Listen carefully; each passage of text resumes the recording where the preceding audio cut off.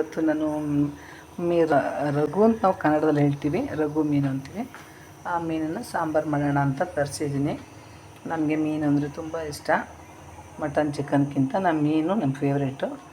ನಾವು ಸಕಲೇಶಪುರದ ಕಡೆಯವರಿಗೆ ಮೀನು ಅಂದರೆ ಅಷ್ಟು ಫೇವ್ರೇಟ್ ಅದು.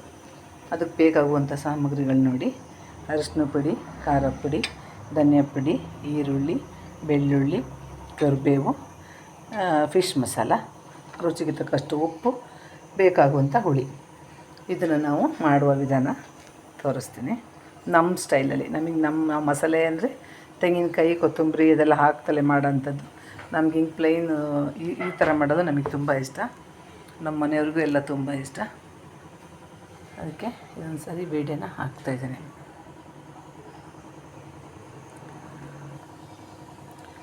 ಒಂದು 1 kg ಮೀನು ತಗೊಂಡಿದ್ದೀನಿ. ಈ ಮೀನು ಸಾರು ನಿಮಗೂ ಇಷ್ಟ ಆಗ್ಬೋದು ಅಂದ್ಕೋತೀನಿ. ನೀವು ನೋಡ್ಕೊಳ್ಳಿ, ಮಾಡ್ಕೊಳ್ಳಿ, ತಿನ್ಕೊಳ್ಳಿ. ಈ ಮೀನಲ್ಲಿ ಕೊಬ್ಬುಗಳು, ಚರ್ಬಿಗಳು ಕಮ್ಮಿ ಇರುತ್ತೆ. ಅದಕ್ಕೆ ನಾವು ಈ ಮೀನು ತಗೋತೀವಿ. ಅಲ್ಲಿ ಜಾಸ್ತಿ ಚರ್ಬಿ, ಕೊಬ್ಬು ಇದ್ದರೆ ಅದು ಕೊಲೆಸ್ಟ್ರಾಲ್ ಆಗುತ್ತೆ ಅಂತ ನಾವು ಇವಾಗ ನಮಗೆ ಮತ್ತಿ, ಬಂಗಡೆ, ರೂಪ್ಚಂದ್ ಈ ಮೀನು ತುಂಬ ಇಷ್ಟ. ಇವಾಗ ರೂಪ್ಚಂದನ್ನು ನಿಲ್ಲಿಸ್ಬಿಟ್ಟಿದ್ದೀವಿ. ಅದ್ರಲ್ಲಿ ತುಂಬ ಎಣ್ಣೆ ಜಿಡ್ಡಿರುತ್ತೆ ಅಂತ. ಅದಕ್ಕೆ ರಘು ಅಂತ ನಾವು ಕನ್ನಡದಲ್ಲಿ ಹೇಳ್ತೀವಿ, ರಾಘು ಅಂತ ಏನೇ ಹೇಳ್ತಾರೆ.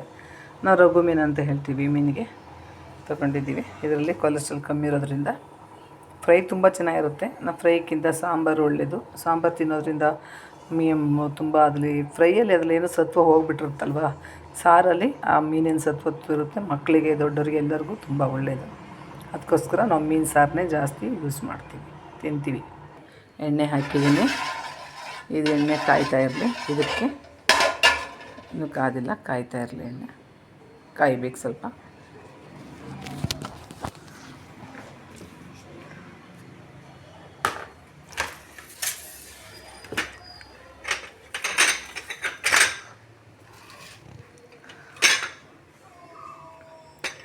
ಇದಕ್ಕೆ ನಾವು ರೆಡಿಮೇಡ್ ಇಟ್ಕೊಂಡಿರೋಂಥ ಈರುಳ್ಳಿ ಹಾಕ್ತಾಯಿದ್ದೀನಿ.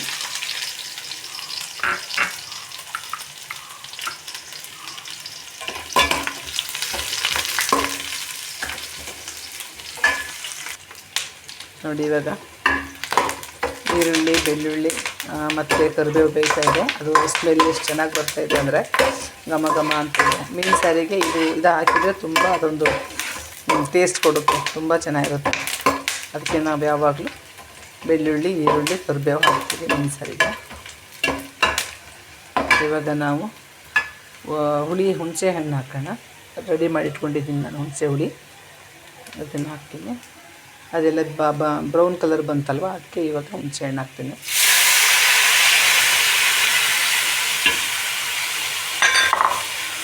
ಮೇಯ್ನ್ ಬೇಕಾಗಿರೋದು ಮೀನು ಸಾರಿಗೆ ಅರಿಶಿನ ಪುಡಿ. ಅರಿಶಿನ ಪುಡಿ ಆದಮೇಲೆ ಖಾರ ಪುಡಿ. ಆಮೇಲೆ ನಾವು ಸ್ವಲ್ಪ ಸಾರು ಬೇಕು. ಅದಕ್ಕೆ ನಮಗೆ 3 ರಿಂದ 4 ಸ್ಪೂನ್ ಧನಿಯಾ ಪುಡಿ ತೊಗೊಂಡಿದ್ದೀನಿ. ಆಮೇಲೆ ಇದು ಚಿಕನ್ ಫಿಶ್ ಮಸಾಲೆ. ಇದನ್ನು ಮಿಕ್ಸ್ ಮಾಡೋಣ ಬನ್ನಿ. ನಾವು ಗಟ್ಟಿನಾರು ಮಾಡ್ಕೋಬೋದು, ಇಲ್ಲ ಗ್ರೇವಿ ಬೇಕು ಅಂದರೆ ಸ್ವಲ್ಪ ಜಾಸ್ತಿ ಗ್ರೇವಿ ಮಾಡ್ಕೋಬೋದು. ಮತ್ತು ಇನ್ನೊಂದೇನೆಂದರೆ ನಮ್ಮ ಅನ್ನಕ್ಕೆ ಬೇಕಾದರೆ ಸ್ವಲ್ಪ ಗ್ರೇವಿ ತೆಳ್ಳಗೆ ಮಾಡ್ಕೋಬೇಕು. ನಮ್ಮ ಮನೇಲಿ ಚಿಕನ್ ಮಾಡಲಿ, ಮೀನು ಮಾಡಲಿ, ಮಟನ್ ಮಾಡಲಿ ಎಲ್ಲರಿಗೂ ಗ್ರೇವಿನೇ ಬೇಕು. ಅದರಲ್ಲೇ ನಾವು ಊಟ ಮಾಡೋದು. ಕೆಲವರು ರಸ ಮಾಡ್ಕೊಬಿಟ್ಟು ಮೀನು ಗಟ್ಟಿ ಮಾಡ್ಕೋತಾರೆ. ನಮಗಿಲ್ಲ, ಮೀನು ತಿಂದಮೇಲೆ ಮೀನು ಸಾರು ಪೂರ್ತಿ ಅದನ್ನೇ ತಿನ್ನಬೇಕು ಅಂತ ನಮಗೆ. ನೋಡಿ, ರೆಡಿ ಆಗ್ತದೆ. ಸ್ವಲ್ಪ ನೀರು ಹಾಕಬೇಕು. ನೀರು ಹಾಕ್ತೀನಿ. ಹುಳಿದು ಸ್ವಲ್ಪ ನೀರಿರುತ್ತೆ, ಆ ನೀರು ಹಾಕ್ತಾಯಿದ್ದೀನಿ. ಇನ್ನು ಬೇಕು ಅಂದರೆ ಸ್ವಲ್ಪ ನೀರು ಹಾಕ್ಕೋಬೇಕು. ಈ ತಳದಲ್ಲಿ ಈ ಥರದ್ದು ಬರುತ್ತೆ, ಅದನ್ನು ಹಾಕ್ಕೋಬಾರ್ದು. ನೋಡಿ, ಇದನ್ನು ಚೆಲ್ಲಿಬಿಡ್ಬೇಕು, ಇಲ್ಲಾಂದರೆ ಅದು ಕಲ್ಲಾಗಿರುತ್ತೆ. ನೀರು ಹಾಕಿದ್ದೀನಿ. ಇದು ಮೀನಿನ ಜೊತೆ ಕುದ್ದು ಗಟ್ಟಿಯಾಗುತ್ತೆ. ಅದರ ಸಾಂಬಾರು ಮೀನಿನ ಗ್ರೇವಿ ಕುದಿಬೇಕಾದ್ರೆ ಹಿಂಗೆ ನೀರಾಗಿರಬೇಕು. ಅದು ಮೀನು ಹಾಕಿದ್ಮೇಲೆ ಅದು ಕುದೀತಾ ಗಟ್ಟಿಯಾಗುತ್ತೆ. ಆವಾಗ ಮೀನಿಗೆ ಅದು ರಸ ಹಿಡ್ಕೊಳ್ಳೋದ್ರಿಂದ ಅದು ಗಟ್ಟಿಯಾಗುತ್ತೆ. ಇಷ್ಟಿದೆ ನೋಡಿ. ಇವಾಗ ನೀವು ನೋಡ್ತಿರಂತೆ ಅದು ಕುದ್ಮೇಲೆ ಎಷ್ಟು ಗಟ್ಟಿಯಾಗುತ್ತೆ ಅಂತ. ಇವಾಗ ಇದಕ್ಕೆಲ್ಲ ಮೀನು ಮಸಾಲೆ ಎಲ್ಲ ಹಾಕಾಗಿದೆ. ತೆಂಗಿನಕಾಯಿ, ಕೊತ್ತಂಬರಿ ನಾನು ಹಾಕೋದಿಲ್ಲ. ಹಸಿರು ಮೆಣಸಿನ್ಕಾಯಿ, ಟೊಮೊಟೊ ಹಾಕೋದಿಲ್ಲ. ನಮಗೆ ಬರೀ ಉಪ್ಪು, ಖಾರ, ಹುಳಿ ಇರೋಂಥ ಮೀನು ಸಾರು ಬೇಕು. ಮಾಡ್ಕೊಂಡು ಈ ಗ್ರೇವಿ ಕೂಡ ಎಷ್ಟು ಟೇಸ್ಟ್ ಇರುತ್ತೆ ಗೊತ್ತಾ. ಇದು ಮೀನು ಹಾಕ್ತಲೇ ಮಾಡೋದು. ಈ ಗ್ರೇವಿ ಕೂಡ ತುಂಬ ಚೆನ್ನಾಗಿರುತ್ತೆ. ಈ ಗ್ರೇವಿ ಕೂಡ ಮುದ್ದೆನೂ ತಿನ್ಬೋದು, ಅನ್ನನೂ ತಿನ್ಬೋದು. ತುಂಬ ಟೇಸ್ಟಿಯಾಗಿರುತ್ತೆ ಗ್ರೇವಿ. ನೋಡಿ ಮಸಾಲೆ ಎಲ್ಲ ಹಾಕಾಯ್ತಲ್ಲ, ಮಸಾಲೆ ಕುದೀತಿದೆ. ನಾನು 2 ಸ್ಪೂನ್ ಉಪ್ಪು ತಗೊಂಡಿದ್ದೀನಿ. ಇದನ್ನು ನೋಡ್ಕೊಂಡು ಉಪ್ಪು ಹಾಕಬೇಕು. ಅಂದರೆ ಫಸ್ಟೇ ಜಾಸ್ತಿ ಉಪ್ಪು ಹಾಕ್ಬಿಟ್ರೆ ಉಪ್ಪಾದ್ರೆ ತೆಗಿಯೋಕ್ಕಾಗಲ್ಲ.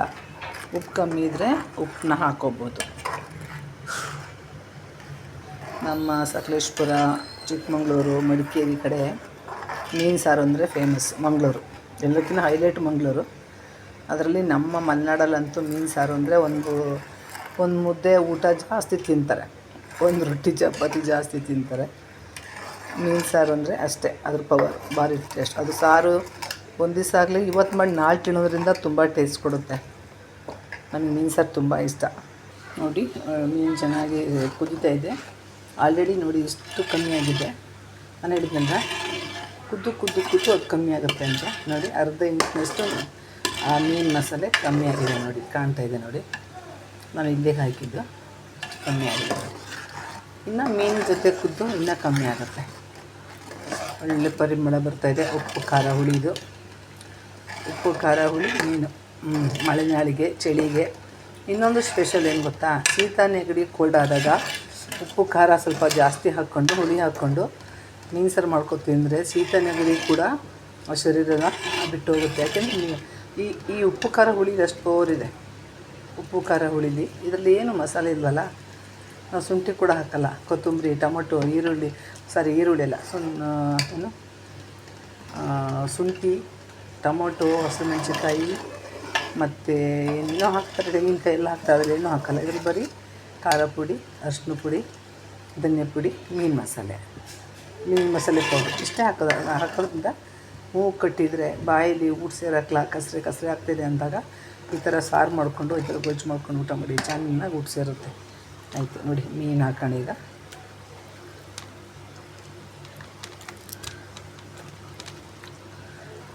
ನಮ್ಮ ಕಡೆ ಎಲ್ಲ ಶೀತ ನೆಗಡಿ ಕೋಲ್ಡ್ ಆದರೆ ಸ್ವಲ್ಪ ಮೀನು ಸಾರು ಮಾಡಿಕೊಂಡು ಬಿಸಿ ಅನ್ನ ಮಾಡಿಕೊಂಡು ಊಟ ಮಾಡ್ತಾಯಿದ್ರೆ ಶೀತ ನೆಗಡಿ ಕೋಲ್ಡೂ ಬಿಟ್ಟು ಹೋಗುತ್ತೆ. ಮತ್ತು ಊಟನೂ ಚೆನ್ನಾಗಿ ಸೇರುತ್ತೆ. ಬಾಯಿ ಕಸರೆ ಊಟ ಸೇರಲ್ಲ ಅಂತ ಶೀತ ನೆಗಡಿ ಜ್ವರ ಬಂದಾಗ ಅನ್ಕೋತೀವಲ್ವ, ಊಟ ತಿನ್ನೋಕ್ಕಾಗ್ತಿಲ್ಲ ಕಸರೆ ಅಂತ. ನೋಡಿ ಮೀನೆಲ್ಲ ಹಾಕಿದ್ದೀನಿ. ನೋಡಿ ಇವಾಗ ಆ ಮೀನಿಗೆ ಕರೆಕ್ಟಾಗಿ ಮೊಸರು ಕೂರ್ತಾಯಿದೆ, ಮೀನಿಗೆ ಕರೆಕ್ಟಾಗಿ ಮಸಾಲೆ ಕೂರ್ತಾಯಿದೆ ನೋಡಿ. ಯಾಕೆ ನಾನು ಅವಾಗ ಜಾಸ್ತಿ ಸ್ವಲ್ಪ ನೀರು ಹಾಕ್ಕೋಬೇಕು ಅಂದಲ್ವಾ, ಇದಕ್ಕೇ ಅದು ಕುದ್ದಾಗ ಕಮ್ಮಿ ಆಗಿರುತ್ತೆ. ಇವಾಗ ಮೀನು ಜೊತೆ ಕುದ್ರೆ ಇನ್ನೂ ಕಮ್ಮಿ ಆಗುತ್ತೆ. ಅನ್ನಕ್ಕೆಲ್ಲ ಇಷ್ಟು ಬೇಕಾಗುತ್ತೆ. ಅನ್ನ ಮುದ್ದೆಗೆ ಇಷ್ಟು ಗ್ರೇವಿ ಬೇಕೇ ಬೇಕು. ನೋಡಿ ಕಲ್ಲರು ಹೇಗಿದೆ. ನಾವು ಆಚೆ ಖಾರ ಪುಡಿ ಮತ್ತು ಆಚೆ ಮೀನು ಮಸಾಲೆ ಯೂಸ್ ಮಾಡೋದು. ಮೀನು ಸಾರಿಗೆ ತುಂಬ ಟೇಸ್ಟ್ ಕೊಡುತ್ತೆ ಅದು. ಬೇರೆದಿಲ್ಲ ಅಷ್ಟು ಇಷ್ಟ ಆಗಿಲ್ಲ ನನಗೆ. ನಾನು ಆಚೆ ಪ್ರಾಡಕ್ಟು ಚಿಲ್ಲಿ ಪೌಡ್ರಾಗಲಿ ಮತ್ತು ಸಾಂಬಾರು ಪೌಡಾಗಲಿ, ಧನಿಯಾ ಪುಡಿ ಆಗಲಿ, ಮೀನು ಮಸಾಲೆ, ಚಿಕನ್ ಮಸಾಲೆ, ಮಟನ್ ಮಸಾಲೆ ಎಲ್ಲ ಆಚೆನೇ ತಗೊಳ್ಳೋದು ನಾನು. ಚೆನ್ನಾಗಿರುತ್ತೆ ಅದು. ತುಂಬ ವರ್ಷ, ಒಂದು 25 ವರ್ಷದಿಂದ ಯೂಸ್ ಮಾಡ್ತೀವಿ ಆಚೆನೇ ನಾವು. 20 ಆಗಿರ್ಬೋದು, 20 ವರ್ಷ ಆಗಿರ್ಬೋದು, 20 ವರ್ಷ ಆಗಿರುತ್ತೆ. ನೋಡಿ ಕಲ್ಲರ್ ಹಿಂಗೆ ಬರ್ತಾಯಿದೆ ನೋಡಿ. ಸಾರು ಇಷ್ಟು ಆಯಿತಾ. ಅನ್ನಕ್ಕೆ ಇಷ್ಟು ಬೇಕು ನಮಗೆ, ಮುದ್ದೆಗೂ ಇಷ್ಟು ಬೇಕು. ಇದನ್ನು 5 ನಿಮಿಷ ಮಸಾಲೆ ಜೊತೆ ಕುದಬೇಕು. ಇನ್ನೂ ಕಮ್ಮಿ ಆಗುತ್ತೆ, ಇನ್ನೂ ತಿಕ್ಕು ಬರುತ್ತೆ ಒಂದು 5 ನಿಮಿಷ ಕುದ್ರೆ. ನೋಡಿ ಬೆಸ್ಟ್ ಮೆಡಿಷನ್ನು. ಶೀತ ನೆಗಡಿ ಕೆಮ್ಮು ಕಫ ಕಟ್ಟಿದ್ರೆ, ಕೋಲ್ಡ್ ಆಗಿದ್ದರೆ, ಬಾಯೆಲ್ಲ ಕಸರೆ ಆಗ್ತಿದೆ, ಊಟ ತಿನ್ನೋಕ್ಕಾಗಲ್ಲ ಅಂದರೆ ಬೆಸ್ಟ್ ಮೆಡಿಷನ್ನು. ಮೀನು ಸಾರು ಮಾಡ್ಕೊಂಡು ಬಿಸಿ ಅನ್ನ ಜೊತೆ ಬಿಸಿ ಮುದ್ದೆ ಜೊತೆ ತಿಂದ್ಕೊಳ್ಳಿ, ಊಟ ಚೆನ್ನಾಗಿ ಸೇರುತ್ತೆ. ಓಕೆ ನೋಡಿ, ಈ ವಿಡಿಯೋ ನಿಮ್ಗೆ ಇಷ್ಟ ಆಗಿದರೆ ಲೈಕ್ ಮಾಡಿ, ಫಾಲೋ ಮಾಡಿ, ಸಬ್ಸ್ಕ್ರೈಬ್ ಮಾಡಿ, ಯಶೋಧರ ರಾಮಕೃಷ್ಣ ಚಾನಲ್ನ ಫಾಲೋ ಮಾಡಿ. ಓಕೆ, ಧನ್ಯವಾದಗಳು. ಇನ್ನೇನು ಸರ್ವ್ಗೆ ರೆಡಿ ಆಗಿದೆ. 5 ನಿಮಿಷ ಬೆಂದರೆ ನಾವು ಊಟ ಮಾಡೋದೇ. ಅನ್ನ ರೆಡಿ ಇದೆ, ಬಿಸಿ ಅನ್ನ ಇದೆ. ಅದ್ರ ಜೊತೆ ಬಿಸಿ ಮೀನು ಸಾರು ಮಾಡಿಕೊಂಡು ಊಟ ಮಾಡೋದೆ. ಮೀನು, ಚಿಕನ್ನು, ಮಟನ್ ಇಲ್ಲಾಂದರೆ ತಿಂಗ್ಳುಗಟ್ಟಲೆ ಇದ್ಬಿಡ್ತೀನಿ ನಾನು.